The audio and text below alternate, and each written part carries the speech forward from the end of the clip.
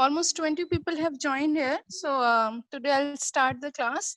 So have you guys gone through the material which I have sent today? Yes or no? Yes, ma'am. Yes, ma'am. Okay, Yes, so ma'am. going to take the enzyme, which is a very familiar topic. You people have already gone through or you have studied about the enzymes. So today we will take in details what first we will take what is enzyme, okay, then their structure, okay, their classification as well as the mechanism of action. Okay, so we will take first what is enzyme, their structure, followed by their mechanism of action, and in the last we will see the classification. Okay, so anyone can tell me what is enzyme? If you have to define enzyme, how could you define enzyme? Anyone? Biological catalyst. Biological catalyst. So anyone who can define me what is catalyst? It enhances or decreases the rate of reaction. It enhance or decrease the rate of reaction. Okay, so Decrease the activation energy. decrease the activation energy. What is activation energy?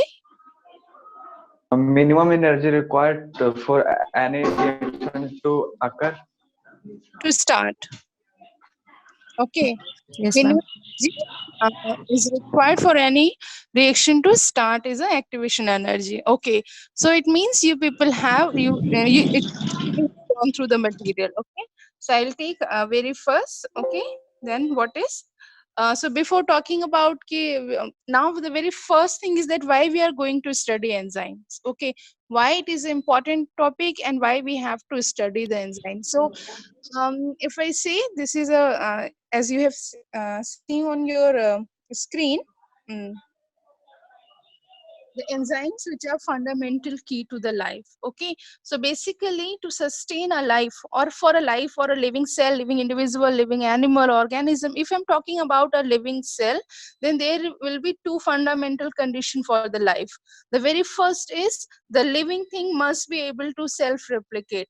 That is the major difference between the living and the non living thing, is that the living thing, it can replicate, it can reproduce, and non-living thing cannot. Okay, so that is one of the fundamental condition of a life. Okay, if a cell is life, okay, or if any material that have a life, it it must carry the ability to self-replicate or reproduce. Okay, and the very second and the most fundamental condition of a life is all the organism or the living cell, it must be able to catalyze the biochemical reaction efficiently and selectively.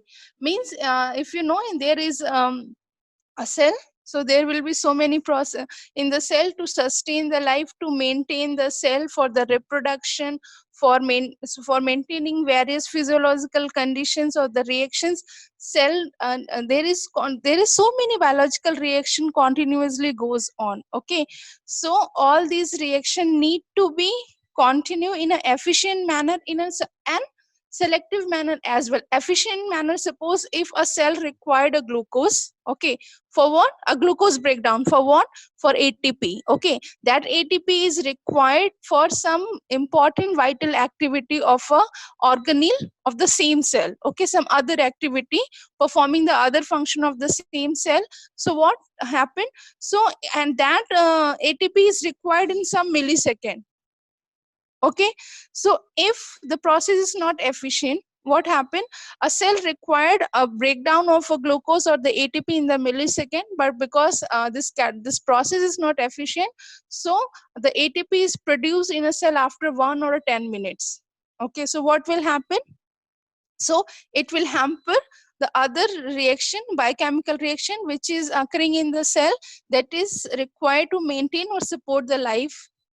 Okay, and then selectively, suppose a cell needs ATP through the breakdown of glucose. Okay, but your cell is performing other biological function, other biochemical reactions. Okay, so animal to sustain the life, it has to catalyze the biochemical reaction in the efficient and the selective manner. Okay, so here you have seen the two fundamental condition.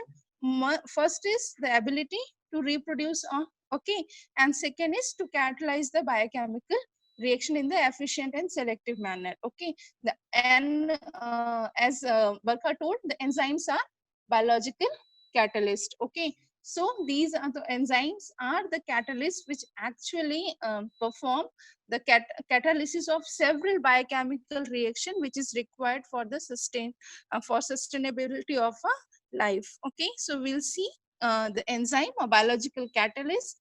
Okay, so enzyme are basically a highly effective catalyst, and it can enhance the rate of reaction. Okay, Aryan told it can increase or decrease the rate of reaction. Okay, so in the biological system, the enzymes they use to enhance the rate of reaction by the factor of 10 to the power to the 10 to the power 10 to the power 5 to the 10 to the power 17. If you see the table on this slide, there is some enzyme cyclophilin. It has the rate the cyclophilin enzyme. It increase the rate of reaction by 10 to the power 5, whereas orotidine monophosphate decarboxylase, it increase the rate of reaction by the factor of 10 to the power 17. Okay, so so the enzymes are highly efficient or the effective catalytes which can enhance the rate of reaction by several factor. Okay, so what makes the enzyme or the biological catalyst the extraordinary? Okay, because if we talking about other catalysts, non-biological catalyst or the inorganic catalyst, okay, they are not as efficient as the biological catalyst or the enzymes, okay, which are present inside the living cell.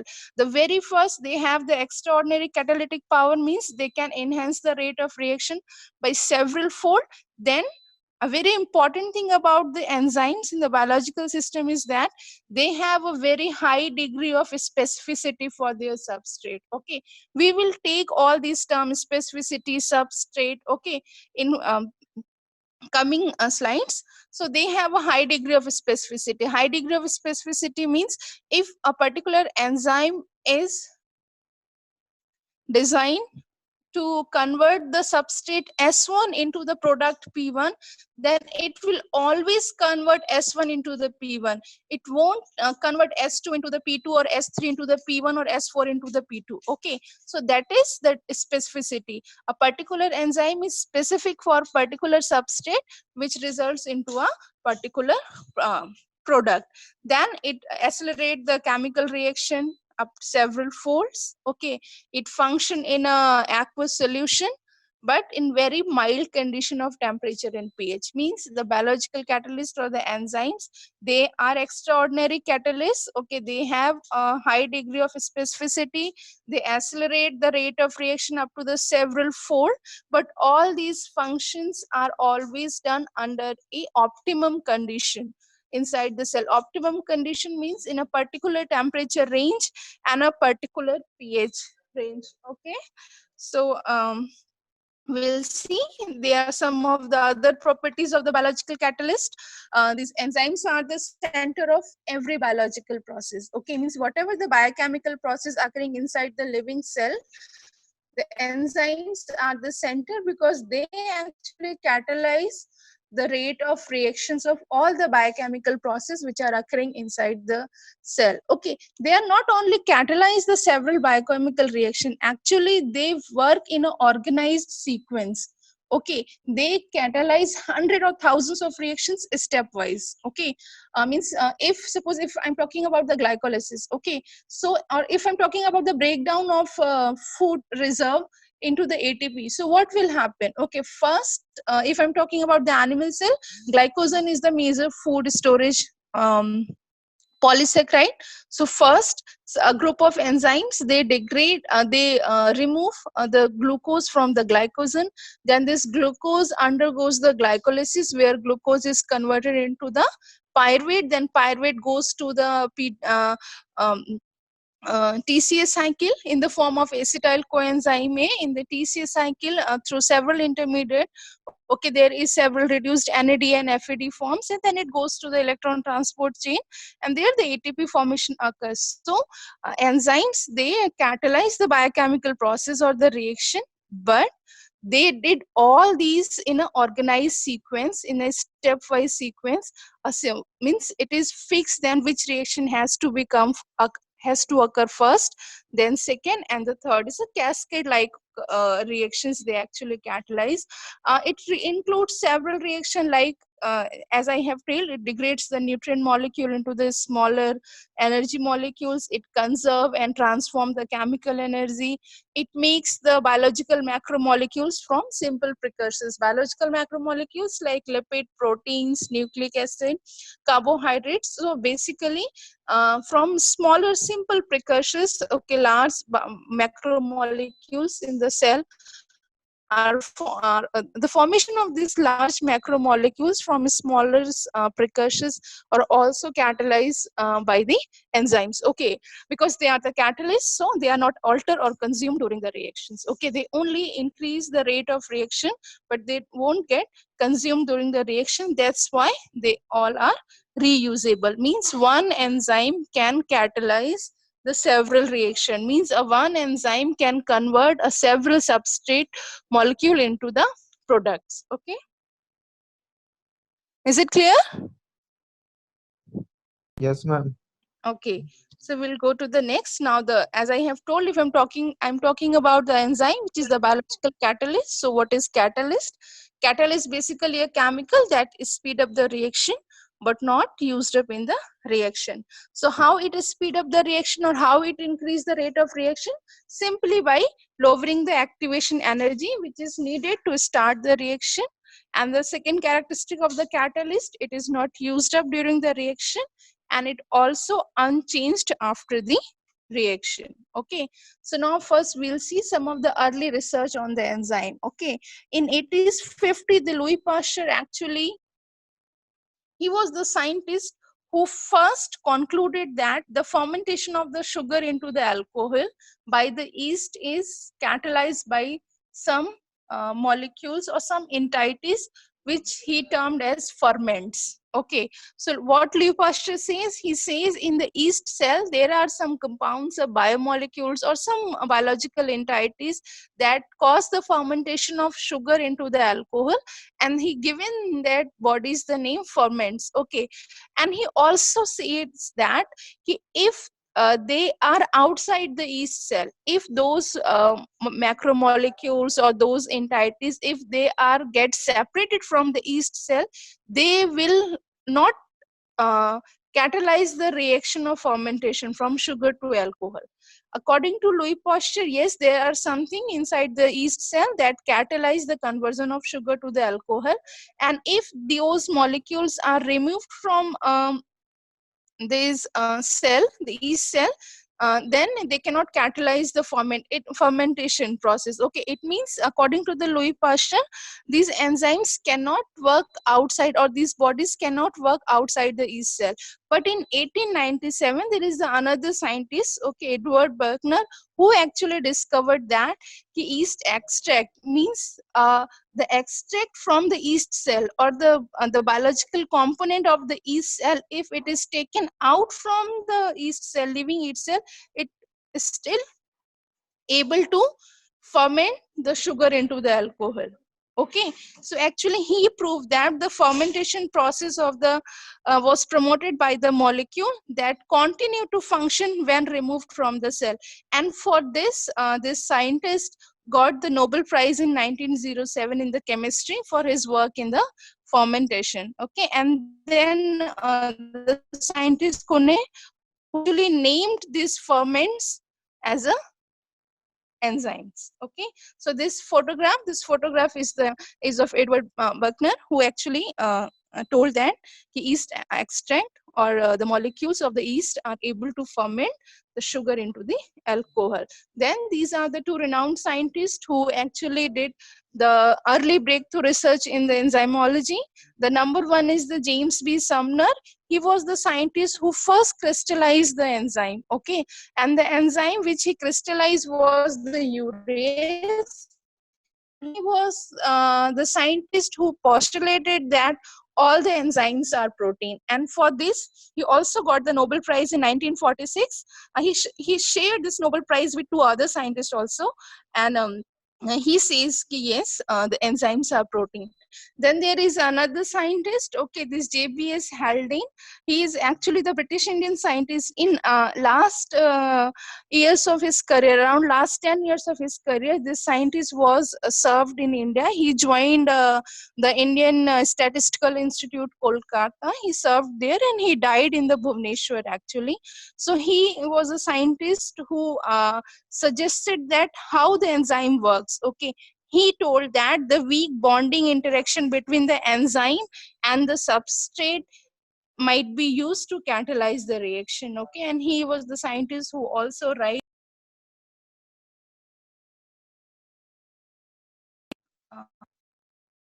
treatise entitled Enzyme.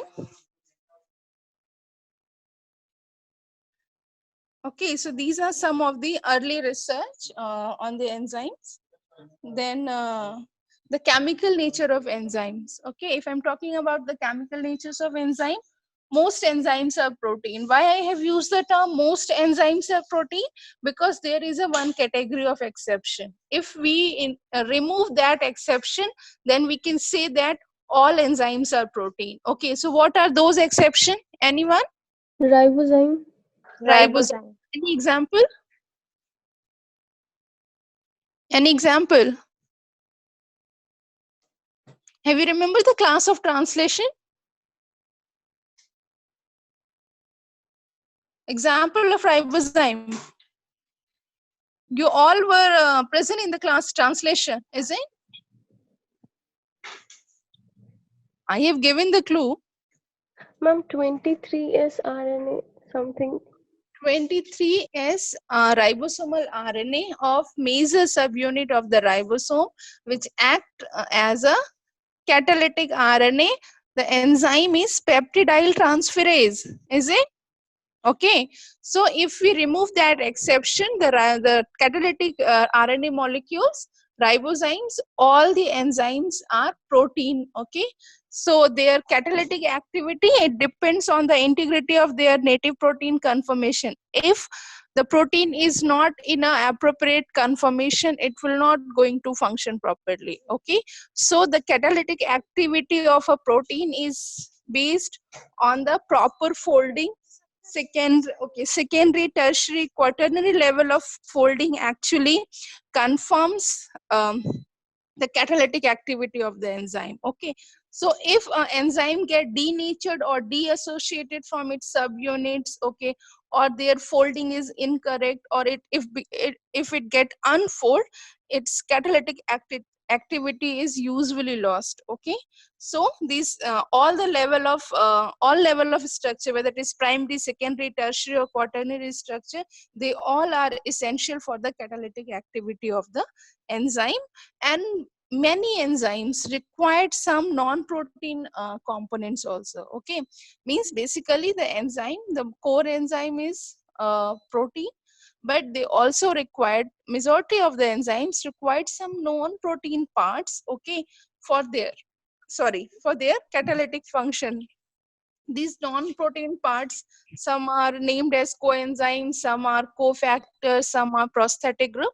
So we will see what is the difference between the coenzyme, cofactor, prosthetic groups in further slides. Okay, so here we are going to see some of the terms which is related to the enzyme. So very first is the active site. Okay, so the every enzyme molecule contains some special pocket or clefts, okay, which is known as an active site. These are the sites, or these pockets are the sites where substrate binds. Okay, that means enzyme is of huge size. Only small region of that particular enzyme protein is designed to interact with the substrate. Okay, so what happened, these smaller sites or the cleft or the pockets, they have some functional groups. Okay, those functional group actually interact with the substrate. Okay, so those, that reason, that small pockets with that interacts or where the substrate comes and binds is known as a active site. If you see here, this is the whole enzyme. A small region of this enzyme, okay, have some grooves or cleft or a pocket like structure where this green color substrate binds. Okay, so when this substrate binds, okay, this so what happened, the enzyme substrate complex form, and then this enzyme catalyze the reaction, means the conversion of the substrate into the protein. So what happened, now this enzyme substrate complex is converted into the enzyme product complex, and in the last step product get released, and this enzyme is again ready to start the reaction where the substrate again bind on the active site and proceeds till the formation of the product occur. Okay, so now the next one is the what is apoenzyme and what is holoenzyme. Okay, I have told that there are several enzymes which are the proteins. All the enzymes are protein, but there are few enzymes which have only protein entirety, protein moiety, and they catalyze the reactions. Okay, but there are some enzymes which is also known as the complex enzyme. Okay, because they also need some non-protein moieties that is required for their catalytic function. Means if these complex enzyme does not have those non-protein moieties, they will not be able to perform the catalytic activity, or they are present as a in a system as an inactive enzyme. Okay, so for that so if a complex enzyme without its non-protein moiety is termed as apoenzyme. And what is holoenzyme? Holoenzyme is an active enzyme which have its non-protein component. So this is an enzyme, a protein moiety which doesn't have any non-protein component. So this is the inactive protein part or protein portion of the complex enzyme. Then one non-protein part, okay, maybe the coenzyme, cofactor, activator, prosthetic, or whatever. When it binds, okay, now it becomes the whole active complex enzyme where can come, okay, and the reaction can be catalyzed from the conversion of substrate to the product. Okay, so the holoenzyme is an active complex enzyme with its non-protein component, and apoenzyme is a complex enzyme without its non-protein moiety, and it is inactive. Is it clear to everyone now what is apoenzyme and what is holoenzyme? Yes, ma'am. Okay, now prosthetic, as I have told, the non protein component of the enzyme. So the non-protein component of the enzymes, they are basically categorized into three groups: the prosthetic groups, cofactors, and coenzymes. So first we will take the prosthetic group. Okay, so prosthetic group, as I have told, they are non-protein chemical compound. Okay, and they bound tightly in the stable manner to the protein structure. Okay, their bonding may be covalent or non-covalent, but they always bind with the protein or the enzyme in a tight and a stable incorporation, tight and a stable manner. Okay, and this so this non-protein compound may be any organic compound, it may be any ions also. Okay, so this non-chemical, this non-protein chemical, it may be any organic compound or any metal ions.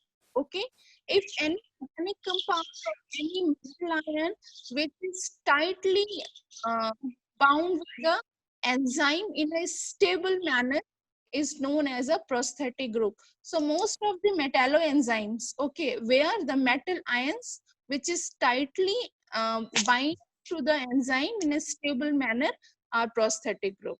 So those are known as a prosthetic group. So it may be the any organic compound, FAD, NAD, then TPP, okay, and metal ions, copper, iron, zinc, whatever.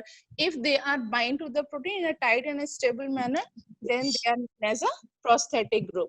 Now the coenzyme, this is also a known protein complex, but they are loosely bound to the enzyme by the non-covalent bond. Okay, then they are, means any organic compound which is loosely bound to the apoenzyme or the protein moiety, okay, then it is known as the coenzyme. Examples are some vitamins or the compound derived from the vitamins. Basically the vitamin B complex की series में जितने भी हैं आपके organic compounds, they serve as a coenzymes for several biological enzymes present in the cell. then the cofactors. Okay, cofactors are also the non-protein component which is bind in a transient dissociable manner either to the enzyme, okay, or enzyme substrate complex. Okay, so they are also now what is the then what is the difference between the prosthetic group and the cofactor? In prosthetic group also what happened, in prosthetic group some metal ions bind, okay, in cofactor also some metal ions bind, but in prosthetic group the metal ions bind in a stable and tight manner. In the cofactor, these metal ions bind in the transient and dissociable manner. Okay, and so those enzymes where the metals bind tightly to the protein, they are known as the metalloenzymes. And here, if they are bind transiently and in dissociable manner, then they are known as a metal activated enzyme. So metal activated enzyme, in metal activated enzymes, metals serve as a cofactor, and in metalloenzymes, metals serve as a prosthetic group. Is it clear? It's clear the difference between the cofactor and the prosthetic group and coenzyme? Yes, Okay. ma'am. Yes, ma'am. The next slide will make it clear. These are some of the examples of the coenzyme: biocytin, coenzyme A, flavinated dinucleotide, thymine pyrophosphate. And these are some of the elements which serve as a cofactors in the enzyme, like copper, magnesium, okay, potassium, zinc. So was once I wait.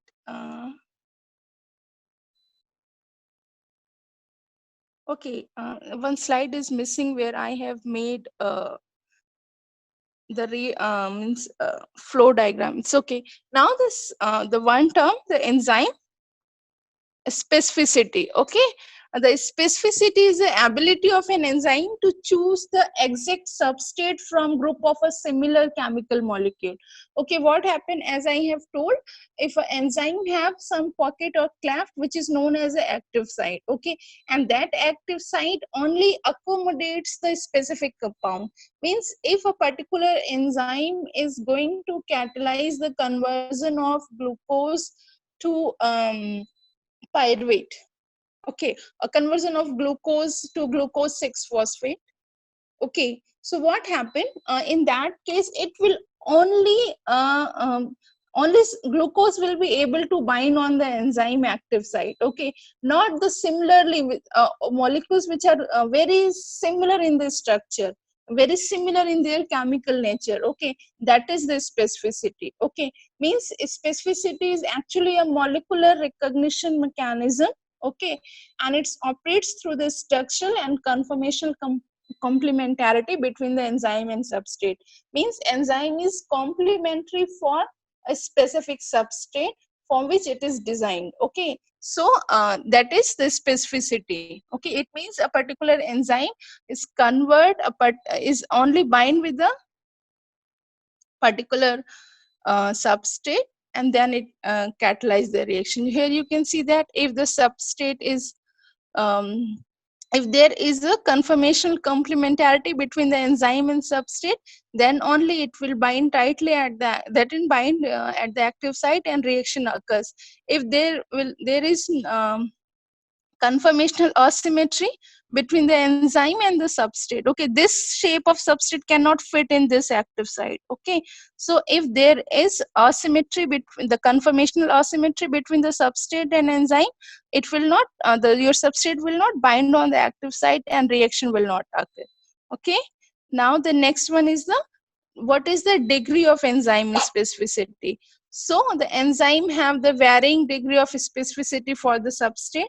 It is basically of 3 levels. The number one is a single substrate, means a particular enzyme will catalyze only a single substrate, a single type of molecule, okay, it cannot catalyze any other, it cannot bind with any other molecule, okay. The very best example is urease.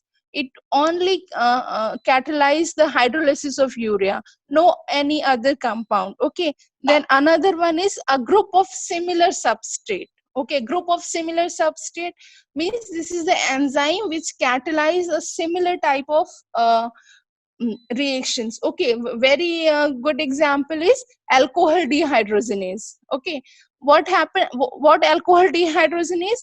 It oxidize the alcohol, whether it is a ethanol, it is propanol, it is methanol. Means if it is the ethanol, if it is the alcohol, it catalyze the dehydrogenation or oxidize the ethanol. Okay, so means these are the enzyme which catalyze the similar substrate. Means alcohol dehydrogenase, it catalyze the oxidation of alcohols. Then the third one is a particular type of bond. Okay, means these are the enzyme which act on a particular type of bond if that bond is present in any substrate. Okay, it's like the peptidase. What it did, it hydrolyzed the peptide bonds. Okay, that peptide bond may be between the amino acid A1 A2 or the amino acid um, A2 A3 A5 A6. Okay, if there is a presence of the peptide bond, okay, so peptidase basically hydrolyze the peptide bond. Okay, or if we talk about the nucleases, okay, what they did, they hydrolyze or they breaks the phosphodiester bond between the nucleic acid. Okay, so this is the degree of specificity.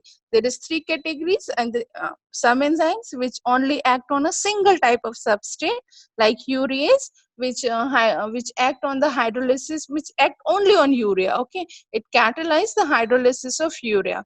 Then a group of similar substrate. The very basic example is alcohol dehydrogenase. Means it oxidizes the alcohols. Okay, means of similar type of compounds. And then third one is the group of enzymes that the enzyme that work on particular type of bond like peptidases, which work on peptide bonds. Then nucleases, which breaks the phosphodiester bond. Is it clear to everyone? Yes, ma'am. Okay, Yes, so ma'am. now this is some of the example. The absolute group or linkage, these three category, like the catalyze one type of reaction for a single substrate. Example, urease, which catalyze the hydrolysis of urea. Then another one is the hexokinase, which adds phosphate group of hexo sugar, any 6 carbon sugar. Okay, then the catalyze one type of reaction for a specific type of bond. Means chymotrypsin, it catalyze the hydrolysis of peptide bonds. Okay, so these are some of the examples which show a various degree of specificity. Now the activation energy or energy of activation. Okay, so all the chemical reaction, whether it is occurring in the biological system or outside the biological system, if any reaction occurs in the universe, okay, it requires some amount of energy to get them started, and that energy is called activation energy. And how enzyme actually reduce the rate of reaction? Actually, they reduce the activation energy required for reaction to start, or required for conversion of substrate to the product. Okay, here you see the black line. In the absence of a catalyst, okay, in the absence of an enzyme or the absence of a catalyst, this much of energy, okay, this much of activation energy is required to start the conversion of substrate into the product. But if enzyme is present, okay, here see, if enzyme is present, what happens? Substrate bind with the enzyme, and what this enzyme did, this enzyme actually reduce the activation energy. Okay, just this much. Okay, in the absence of catalyst, the activation energy is required, activation energy is this much. And for enzyme in the presence of enzyme, it is this much. Okay, so basically what enzyme did, or what catalyst used to do, they simply reduce the activation energy which is required to start the chemical reaction. Okay, now the mechanism of action of enzyme, as I have told, the enzyme increase the reaction rate by decreasing the activation energy. Here is one of the examples. Suppose some person has to transfer this ball. Okay, he has to take this ball to reach the plateau and then drag it down here. Okay, so what happened? Okay, it will in the absence of enzyme, okay, without any enzyme, okay, means if this ball needs to reach from here to here, okay, this much it has to reach to this height, okay, and reaching to this height definitely required more energy, okay. But if enzyme is present, what will happen? If this enzyme is present, now from here to here only this much have to travel, okay, only this height one has to reach. So what with this we can say that if the enzyme is present, the activation energy which is required to for conversion of for required to start the reaction or to convert the substrate into the product, okay, the enzyme lowers the reactions activation energy. This is the example of conversion of lactose into the glucose and galactose. So without any enzyme, this much of energy is required for conversion of lactose in the glucose and galactose. And with enzyme, which is known as lactase, lactase basically hydrolyze the lactose into the glucose and galactose. So conversion of lactose in the presence of lactase is easier because this lactase lowers the activation energy, okay, uh, to this lowers the activation energy to facilitate this reaction, okay. Is it clear? Yes. Yes, ma'am. Okay, now we'll see how the enzyme and substrate interacts, okay. So there are basically, or how this formation of enzyme substrate complex, how, what are the theories or models behind the formation of the enzyme substrate complex. There are basically two proposed theory. One is the lock and key model, and another one is the induced fit model, okay. So lock and key model, so in the lock and key model, what happens, suppose this is basically for a particular lock there is a specific type of key, okay. So if you, whenever you all have your rooms, you used to always put a lock on your hostel's room door, is it? Okay, and you cannot open that lock with your room means your friend's key, is it? For your Yes. lock you have a specific key, okay. Why? Because the grooves which is in your keys is complementary to the grooves occurs in the lock which you have put on your door, is it? So same method applies here. Here you see this is the enzyme which is a lock and substrate is a key, okay. So if this key is of this shape, the enzyme have the shape which is complementary to substrate, so that this exactly fit as a lock and key, okay. So this is one of the a model where how this enzyme substrate complex form, okay. So according to this model, the active site has a rigid shape. Rigid shape means solid shape like your log, okay. It have a fixed rigid solid shape, and the substrate which match with that shape means this, the grooves which is like the grooves which is in the keys, okay, are always complementary to a particular log, okay. The same way the substrate which is matching the shape that of the active rigid active site of the enzyme, then only it will fit in that enzyme, okay. The substrate is the key that fits the lock of the active site.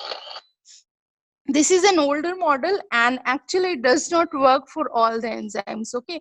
This was the initial model which is proposed for the enzyme and substrate interaction, how this enzyme substrate complex form. But this model is not means this particular model, it is it does not means fits to the substrate enzyme complex formation theory. So another model was proposed, that is the induced fit model, okay. When we were young, we used to play with the clay molds, is it?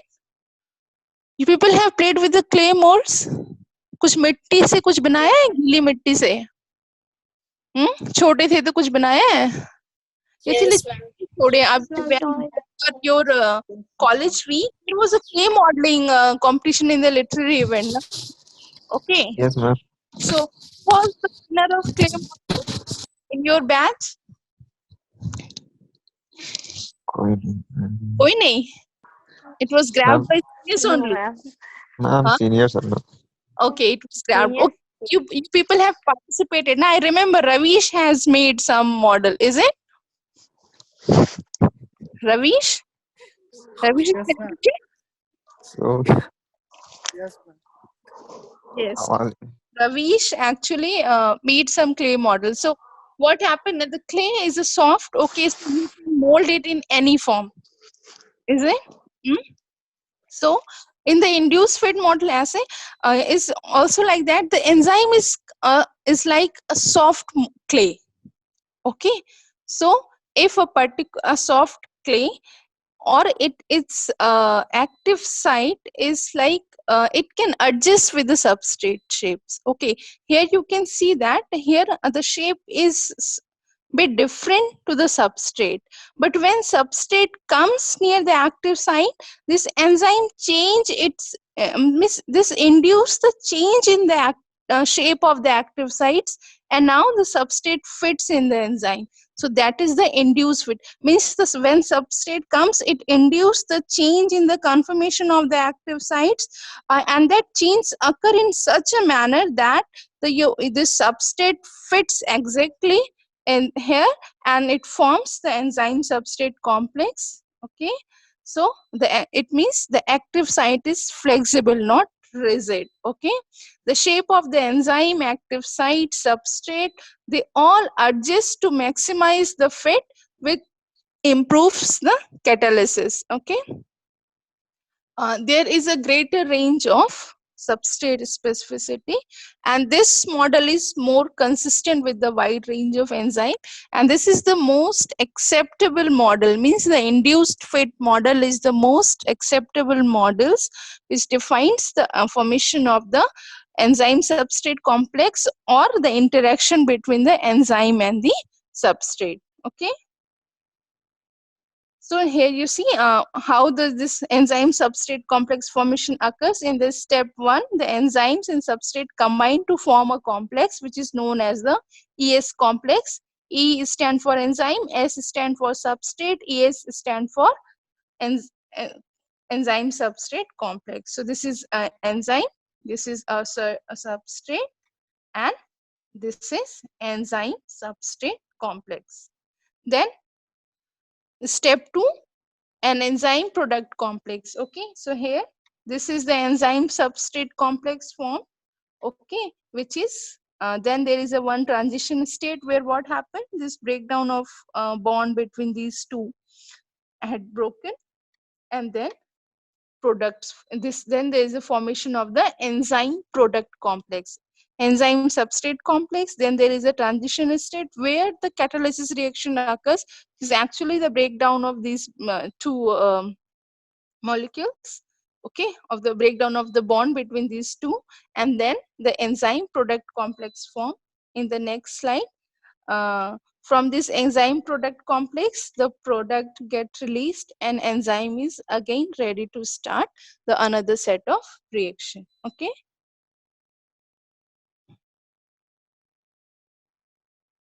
so what affects the enzyme activity? Okay, there are several factors that actually affects the enzyme activity. um, there are basically three factors. The number one is the environmental conditions, then the cofactors and the coenzymes, and the enzyme inhibitors. So I'll discuss these three factors one by one. So environmental conditions. So when I was telling what enzymes have, when I was talking about the properties of the enzyme, what I have told, they are the excellent catalysts. They have a very high degree of specificity. They can accelerate the rate of reaction in several folds. Okay, but all this happens in a optimum condition, in a mild condition. Means all the enzymes have a particular range of temperature, environmental condition, a particular range of temperature on which they shows their maximum activity. Okay, and that particular condition is known as the optimum condition. If suppose I take one factor temperature, okay, at particular temperature a particular enzyme shows the maximum activity, the optimum activity. Below and above that particular temperature, enzymes have decrease in this activity. Suppose a particular enzyme is shows the optimum activity or the max at 37 degrees centigrade. Okay, if we increase the temperature from 37 to 38 or 39, initially enzyme will show some increase in the activity, and if the temperature further goes, it goes up to 55 degrees centigrade, 60 degree or 65 degrees centigrade, the enzyme get denatured because their secondary, tertiary and quaternary structure get distorted, catalytic activity lost, and there will be no enzyme activity. Okay, and if we reduce the temperature, that will also cause in the reduction of the temperature, enzyme won't denatured, okay, or degraded, but yes, there is a loss of activity. So 37 is the temperature where a particular enzyme perform the optimum. So that temperature is known as the optimum temperature. Below and above that temperature, there is a decrease in the activity of the enzyme. The same way the pH, a particular enzyme have a particular range of pH for their optimum activity. Suppose some of the enzymes, okay, like trypsin, pepsin, they perform in the acidic pH, the pH below 4. Okay, there are most of the enzymes which perform at neutral pH around 7, and there are a few enzymes which perform optimum at alkaline pH. Okay, so at pH also, if a particular enzyme which shows optimum activity at acidic pH, it won't perform good, or there will be the record in the decrease of the activity when this pH value goes from neutral to the alkaline. Okay, so if enzyme have an optimum activity at acidic pH, and if you increase the pH, okay, there will be the loss in the activity. Or if a particular enzyme have optimum activity as alkaline pH, if you decrease the pH from alkaline to the neutral to the acidic, there will be the loss of the activity. Okay, so this way the in particular environmental factor affects the enzyme activity. Is it clear? Okay, so now, is it clear? Yes, ma'am. Yes, Okay, ma'am. cofactor and coenzyme. So what these cofactors and coenzyme, basically a non-protein part of the enzymes. Okay, they are the non-protein but the important and functional part of the enzyme. If a particular holo enzyme means a complex enzyme which have some non-protein part, maybe in the form of cofactor, maybe in the form of coenzyme, or maybe in the form of prosthetic group. Okay, so in the absence of these non-protein parts, they are inactive or non-functional. Okay, when this non-protein part binds to the enzyme, okay, whether it binds loosely, whether it binds in a tightly stable manner, whether in a transient manner, whether through the covalent interaction, whether through the non-covalent interaction, whether it is a metallic elements or the organic element, whatever, when the moment they binds to the protein moiety of the holoenzyme, then only the entire enzyme comes in active form and catalyze a particular reaction. Okay, now the enzyme inhibitors. Okay, enzyme inhibitors are chemicals or the compounds which inhibits the activity of the enzymes. Okay, they are of several types. There are some enzymes which binds on the active sites. Okay, so what happened, they bind on the active site of the enzyme. Now the active site is occupied by the inhibitor. Now substrate is not able to bind on the active site, and if the substrate is not able to bind on the active site, what will happen? No reaction will occur. Okay, or there are some group of inhibitors, they won't bind on the inactive site, they bind on other side of the enzymes. Okay, the site other than active site. Okay, and the binding on other site other than active site, it causes some conformational changes in the active site. So what will happen now, that active site is not compatible or complementary to the particular substrate. So this in this an inhibitor is not binding on the active site, but it bindings on the site and changing and cause or triggers the change in the conformation of the active sites. So what happened? Now that active site is not suitable or complementary for the binding of It's substrate. Okay. And there are some other inhibitors, regulatory inhibitors, which are bind on other sites other than active sites. Okay. And their binding actually regulates the also known as the allosteric site. Okay, so we will see the enzyme inhibitions, the competitive enzyme inhibition, non-competitive, mixed. Okay, we all see in next slides. Okay, so before going for the inhibition, we'll see the Michaelis mention equation. Any one of you have seen the photographs of Michaelis in mention? These are two scientists who actually given this equation. One was the Michaelis, other was the mention. किसी ने इनकी photos देखी हैं? You must have seen before, na?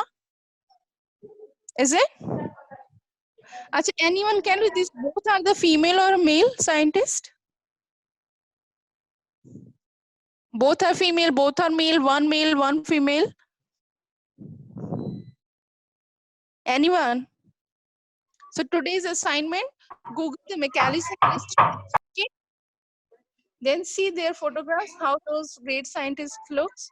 Okay, Michaelis is a male scientist and the Mention was a female scientist. Okay, these two scientists together, they actually given the equation which describes the reaction velocity, how the reaction velocity or the rate of reaction varies with the substrate concentration. Ma'am, Michaelis is male and Menton is female. Female. Google kar liya? Very good. Okay.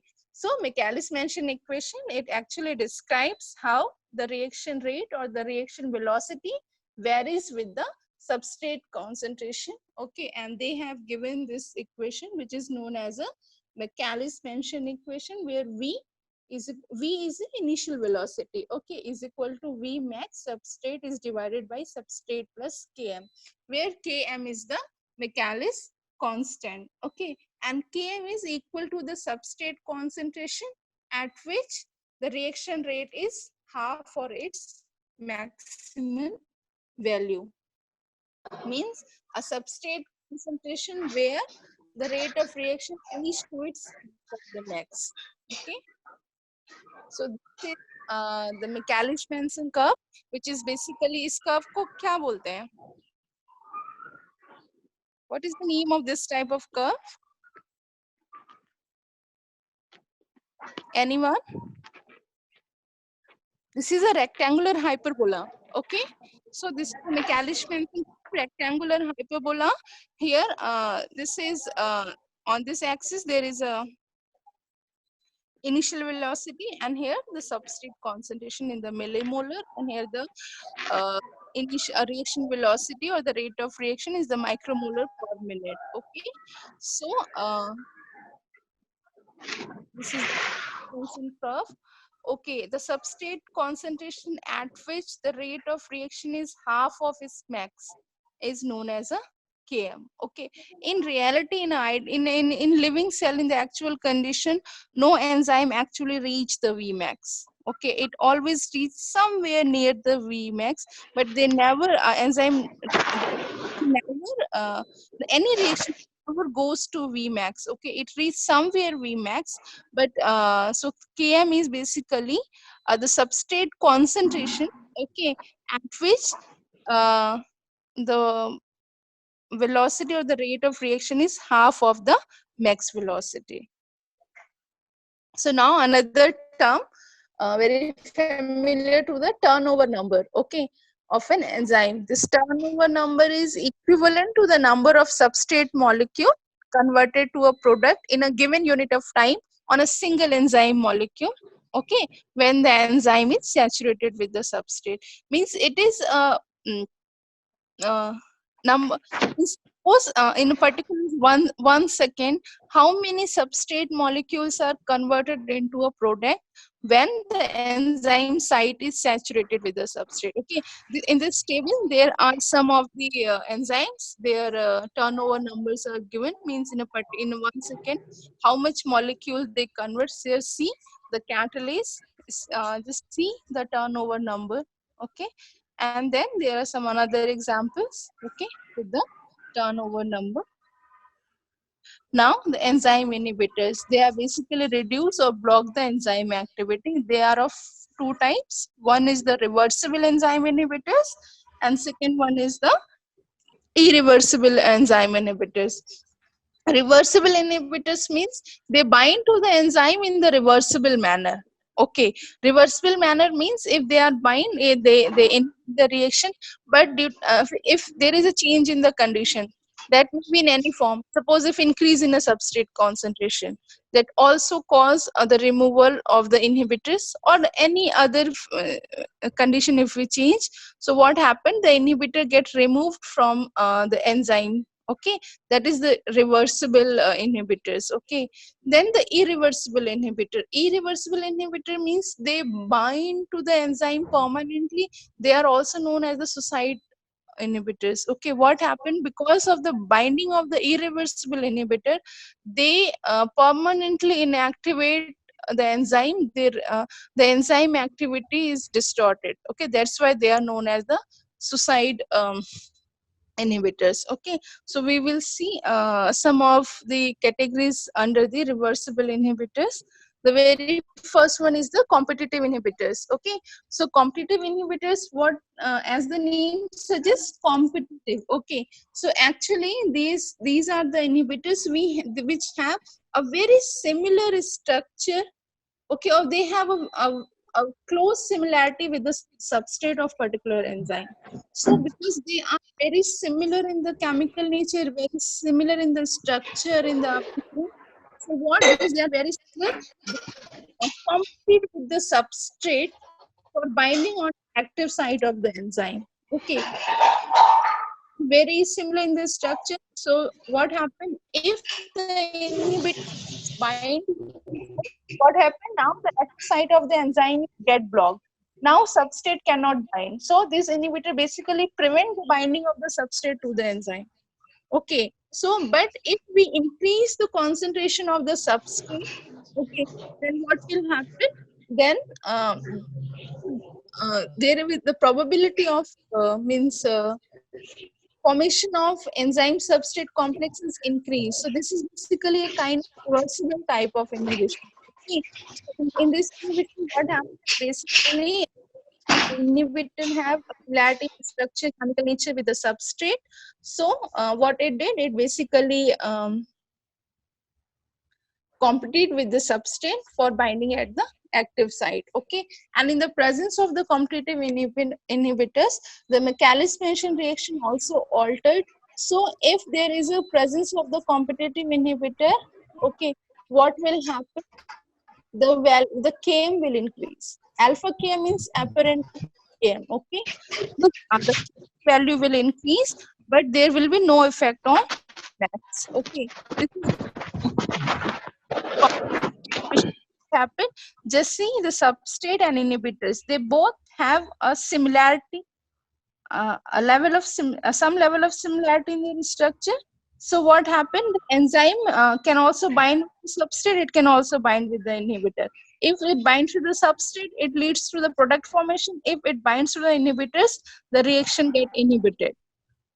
Okay, so basically the inhibitor bind with the enzyme. So this is the competitive inhibition. Now another one is the uncompetitive inhibition.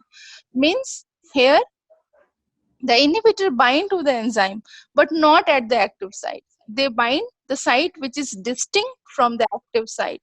So what happened here? Uh, it doesn't compete with the substrate for binding at the active site. Okay, and these uncompetitive inhibitors, they actually bind on the enzyme substrate complex. What happened? First the substrate came, the enzyme binds with the substrate, the formation of the enzyme substrate complex occurs, and then your uncompetitive inhibitors bind. This the binding of the uncompetitive inhibitors leads to some changes in the enzyme, and the reaction get inhibited. In the presence of uncompetitive inhibitors, the Michaelis-Menten reaction altered in such way here. There is a slight decrease in Km value as well as the Vmax. Okay, this is the example of the uncompetitive inhibition here. The first, the substrate bind with the enzyme, then enzyme substrate complex form, then the inhibitor comes and it binds on some other side. Okay, and this enzyme substrate inhibitor complex actually inhibits the further reaction or inhibits the formation of the product. Now another is the mixed inhibitor. It is also bind at the site which is distinct from the active substrate active site. Then what is the difference between the mixed inhibition and the uncompetitive inhibition? The main difference is that in the uncompetitive inhibition, inhibitor always bind with the enzyme substrate complex, but in the mixed inhibition, the inhibitor bind with the enzymes also, inhibitor binds with the enzyme substrate complex also. In both the situation, the reaction get inhibited. In this the Michaelis-Menten reaction alters in a way that Km increases and Vmax decreases. Okay, here we'll see this comparative effect of inhibitors on the Michaelis-Menten plot. In the competitive inhibition, what you are selling, there is a increase in Km value. Okay, the C. The Km is what? Where the substrate concentration, where the half of the Vmax. Okay, so in the competitive inhibition, this Km increases, but there is no change in the Vmax. In uncompetitive, what you have seen is a slight decrease in the Km as well as the decrease in the Vmax. Okay, and in the non-competitive or the mixed kind of inhibition, there is an increase in the Km and decrease in the Vmax. Okay, so this is how the inhibitor affects the Michaelis-Menten plot. This is clear to everyone? Any confusion? Yes or no? No, ma'am. Okay. No, ma'am. Now we'll go to the enzyme classification. Okay, so first we'll see some of the nomenclature rule. Then we'll see the different categories of the enzymes. Okay, so from here we start the enzyme classification. So first we'll talk about the nomenclature. The name of an enzyme in most of the cases, not in all the cases, but in most of the cases, the name of the enzyme ends ase. Example, sucrase, lactase, okay, hydrogenase, kinase. Okay, so most of the enzymes, their name ends with ase, A-S-E. Then there are then during the nomenclature, some of the enzymes, their name actually describe the function of the enzyme, like oxidases. Oxidases are the enzyme which catalyze the oxidation reaction. Ligases are the enzymes which catalyze the ligation process. Okay, nucleases are the enzyme which cause the splitting of the nucleic acid. Okay, so in nomenclature we see some of the enzymes name actually describe the function of a particular enzyme. And then there are sometimes a common name is used for group of the enzymes which have the similar function, like the digestive enzyme, the pepsin, trypsin, chymotrypsin. They all are the enzyme which actually hydrolyze the peptide bond at acidic pH. Is it? So these are the group of the enzymes, okay, because they perform a common function and they all are the digestive enzymes. So they are the trypsin, pepsin, chymotrypsin. Then there are also the name where the name suggests the name of the substrate as well as the function of the enzyme. Example, the alcohol dehydrogenase. Here, the alcohol is a substrate for this enzyme, and this actually dehydrogenase means it hydrogenation of the alcohol, means it actually oxidizes the ethanol. Okay, so there are the name which these are some of the rules, or these are some of the patterns which is followed for naming the enzymes. Okay, now as per the International Union of Biochemists, the enzymes are classified into 6 functional classes. Okay, class 1 to class 6. E means enzyme, C means class. So enzyme class 1 is oxidoreductases. Enzyme class 2, the transferases. Class 3, hydrolases. Class 4, lyases. Class 5, isomerases. And class 6, ligases. Okay, so we will see all those class one by one. So So each enzyme, as per the international rule of classification and nomenclature, each enzyme classification number consists of 4 digits. Here is an example, EC 2.7.1.1. Okay, this is the classification number of an enzyme hexokinase. Okay, hexokinase is an enzyme which transfer the phosphate group on 6 carbon sugar. Okay, so this is the classification number 2.7.1.1. We'll see how. So 2 means is a class. It 2 depends the enzyme, it belongs to which class. So class 2 is basically the transferases. Now 7 is subclass. 7 is a subclass which transfer the phosphate group.